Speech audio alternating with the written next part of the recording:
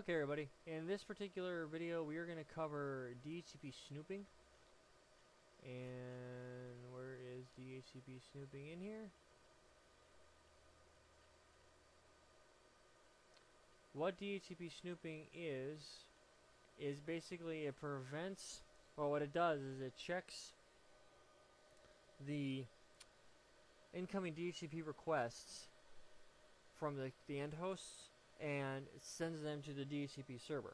What snooping does is it tracks where the replies are coming from and the port that the Dhcp server is attached to. That particular port will be a trusted port.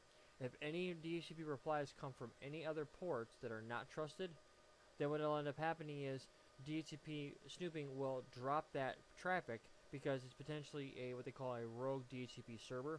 This is potentially how you could get it what they call a man-in-the-middle attack, to where the rogue Dhcp server could then be receiving and sending back traffic, so two-way traffic back and forth with devices. And what that would potentially do is you could be sniffing the traffic to see, looking for sensitive information that may be unencrypted and things of that nature.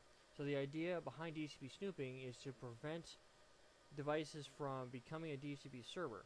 So what actually ends up happening is, let's draw this out real quick for you, is if right now we're going to be on switch 4 and port 1 here is going to be the Dhcp server. There's nothing actually there. We're just going to pretend like there is. R4 and R6 excuse me, have static IP addresses. So what will end up happening is, when we get a situation where we could actually configure DHCP on the switch, and then have R6 and R4 request traffic or DHCP from those devices. What Dhcp snooping will do is it will prevent traffic, or prevent another device. Say for instance, this is port 1.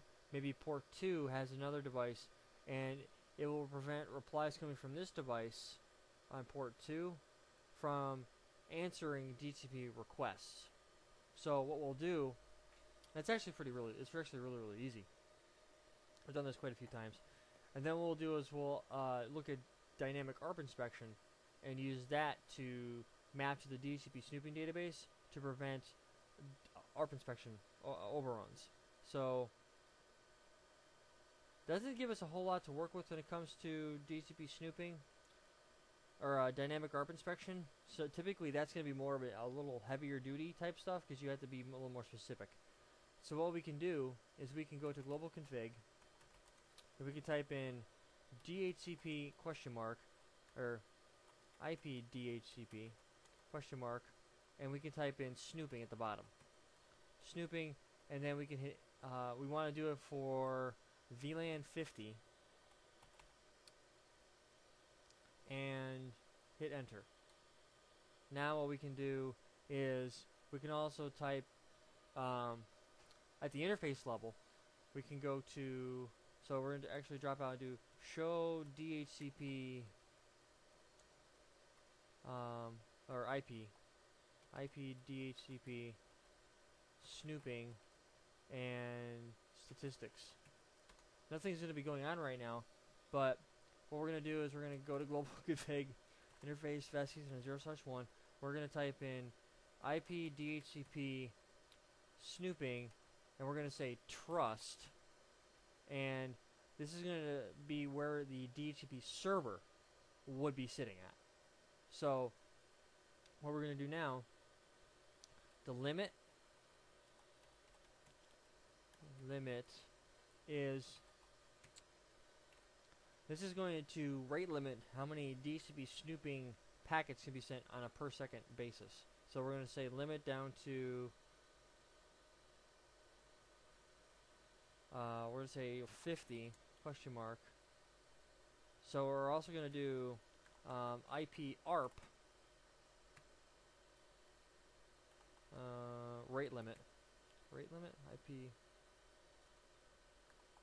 What's the command I'm looking for? Oh,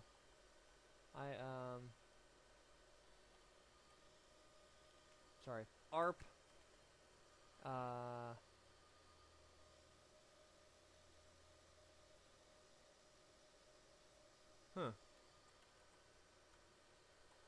exit IP ARP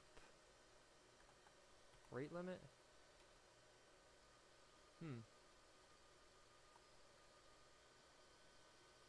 What is the command I'm looking for? I know what I want to type in, I just don't remember where to put it. Let's jump down here to... So we... What is it? IP ARP.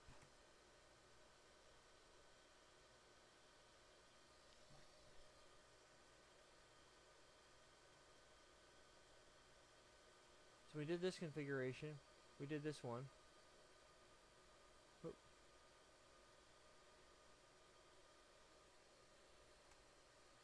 IP ARP. Interface. Well, this doesn't make any sense. IP, what are my options here?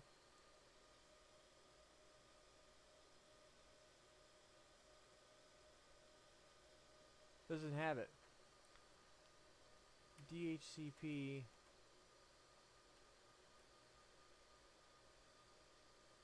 Yeah, it doesn't have the ability to do that, I guess. So normally what you would do is you'd put an IP ARP inspection, and then you would filter that against VLAN 50, and you would configure permit these guys, and you would permit these, and these would be explicitly permitted. So they'd be static addresses, but they'd be explicitly permitted to go through, and they would be not have to go through the inspection process. But I can't configure it because it doesn't obviously have this option. So let's exit end out of here and exit out of here and do config T, type in IP ARP inspection, and then you could say VLAN and then VLAN 50, and then you can do a logging if you'd like, or inspection, and you could filter that against an ARP-ACL name, and you configure the host and the MAC address, things like that. So just be aware this is out there to do, and then you can see obviously there's some it's being able to forward it. Port 1, port 4 and 6 would not be checked because of the fact that they are considered to be trusted. So one thing about this is it says the dynamic ARP inspection can be verified by removing the ARP ACL and testing that connectivity is denied between R4 and R6. The log information on switch 4 also indicates that ARP is being dropped because no entry exists in the Dhcp Snooping binding database or in the ARP ACL. Once the ARP ACL is reapplied, connectivity is successful. So, and then it does a, they do a debug here, and it says IP ARP inspection filter, and then you're able to ping, things like that. So, that's really it when it comes to it. As long as you know how to permit and deny and all that other stuff, you should be okay. I'd recommend you play with this a couple times just to check it out so you have an idea of what's going on. It's going to be good for you to know that.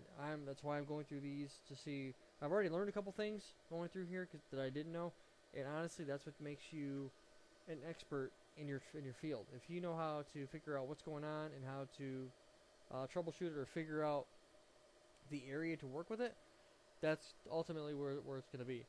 So that is why I do what I do. This is why I go through and I do these labs, figure out what's going on, and go from there.